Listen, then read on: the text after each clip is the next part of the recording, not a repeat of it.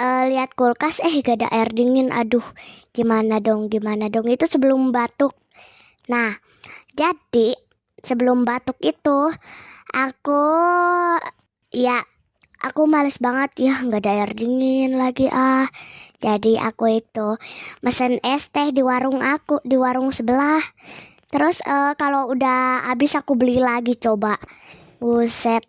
Nah, pas udah 2 hari aku minum es. Ya udah 2 hari aku minum es. Serak suaraku, batuk aku. Terus kata mama, es terus.